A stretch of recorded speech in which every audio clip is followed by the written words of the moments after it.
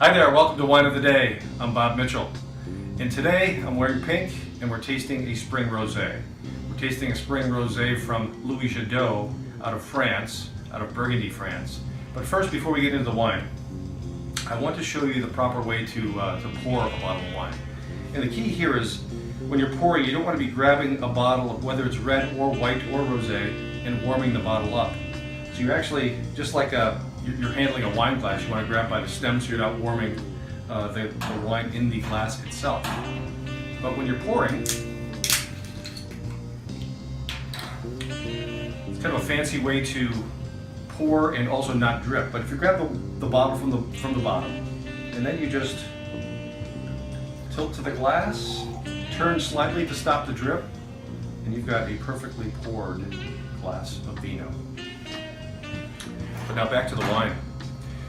Louis Jadot is a Burgundian producer, and they do a lot of Pinot Noir. The region of Burgundy is just north of the city of Lyon, supposedly the food capital in France, but a great food city for sure. The red grape varietal in Burgundy is Pinot Noir, and the white grape varietal is Chardonnay. There's a few variations. Gamay is a grape that they grow in Beaujolais, where they make the Beaujolais Nouveaux and the regular Beaujolais. And this from Louis Jadot actually is made with the Gamay grape.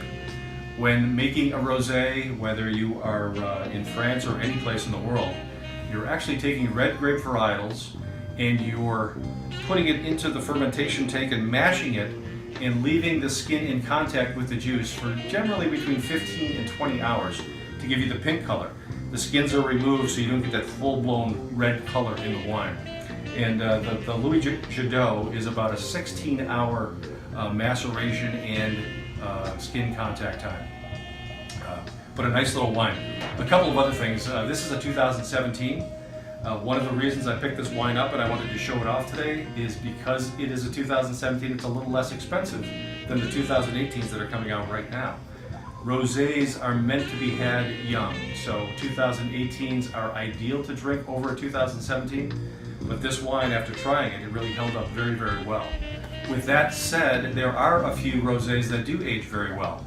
There's a region in Provence called Bandol where they use the Mourvedre grape, which is a little bit more acidic. The tannins from the skin of the Mourvedre grape allow the wines to age a little bit better. And some of those Bandol rosés can age for up to 10 years.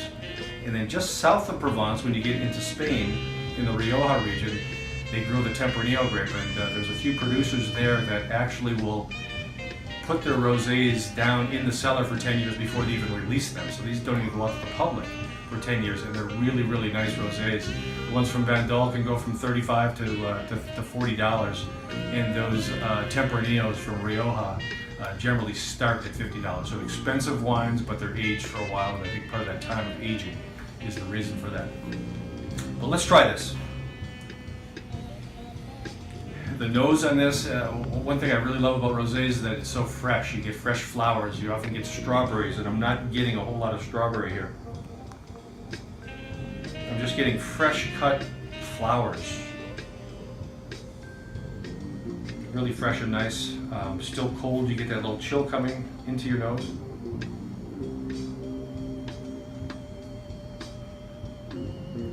And one of the beautiful things about rosé is you taste the backbone of the wine and you're definitely getting red. You're getting that Gamay fruit, but you're getting the crispness of a white.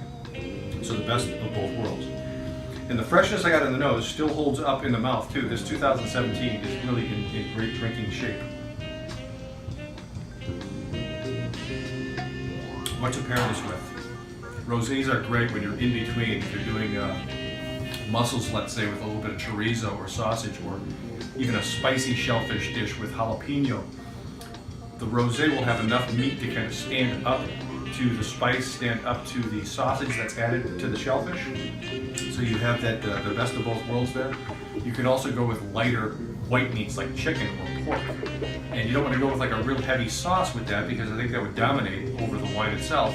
But lighter lemony sauces, light herb sauces, if you're using rosemary and sage in white wine or something that is not dark, that would work with the rosé. But like I said, the beauty is the price. At Tenuta's in Kenosha, you can find this wine back in the 2-for-1 section, 2 bottles for $10.99. And that is a great price, $5.50 a bottle for a rosé that you can be drinking all summer long. It's not going to go bad on you. It's going to last through the summer. On one of those hot days in the patio, rosé is really, really a nice wine. So go to Tenutas, pick some up, pick up a case for $5.50 a bottle. Why not? Thanks for joining us again on Wine of the Day. And come back for the next one. We're going to be tasting something very different and unique, and something that will save you some cash as well.